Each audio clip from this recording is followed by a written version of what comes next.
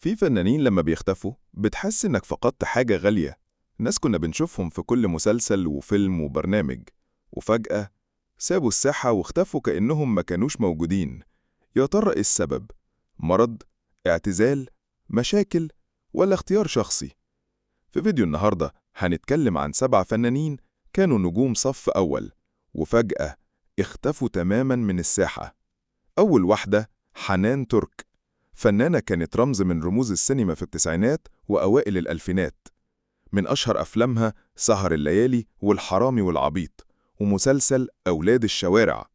أعلنت اعتزالها بعد ارتداء الحجاب واختارت حياة هادية بعيداً عن الفن، لكنها ظهرت مؤخراً على فترات في لايفات انستجرام لكن بدون نية للعودة. رقم 2، جيهان نصر، نجمة التسعينات، صاحبة الشعبية الكبيرة في مسلسل المال والبنون ومن الذي لا يحب فاطمة. فجأة تزوجت من رجل أعمال سعودي واعتزلت تماماً الفن والإعلام. لحد النهاردة مش بتظهر غير في مناسبات نادرة جداً، وكان أحدث ظهورها مع بناتها في المسرح. رقم 3، ياسمين النرش، كانت من الوجوه الجديدة اللي ظهرت بقوة واتشهرت بسبب مشاركتها في أفلام قليلة لكن لفتت الأنظار. بعدها اختفت فجأة بعد شائعات عن مشاكل خاصة ومحدش عارف السبب الحقيقي، وما زالت غايبة عن الساحة الفنية والإعلامية حتى اليوم. رقم 4، عبلة كامل، واحدة من أعظم ممثلات جيلها، كل مشهد ليها كان بيعيش مع الناس. فجأة اختفت بعد مسلسل سلسال الدم في 2018، ورغم الشائعات الكتير عن مرضها أو اعتزالها، قرايبها دايما بينفوا ده، لكن الحقيقة إنها بعيدة تماما عن أي ظهور إعلامي حتى الآن.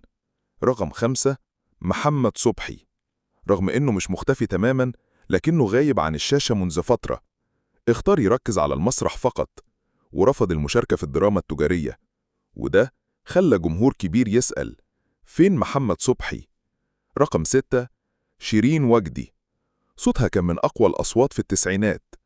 بعد زواجها من رجل أعمال اختفت تماماً من الساحة، لا حفلات ولا ألبومز ولا لقاءات، حتى الجمهور نسي إنها كانت نجمة يوم ما. رقم 7، نهلة سلامة، ممثلة كانت دايما بتشارك في أفلام ومسلسلات كل سنة، لكن فجأة قل ظهورها لحد ما اختفت تماما. في بعض الأخبار بتقول إنها اختارت الراحة والبعد عن الأضواء بإرادتها. ناس كنا بنشوفهم يوميا فجأة اختفوا. هل الرجوع ممكن ولا دي كانت نهاية الرحلة؟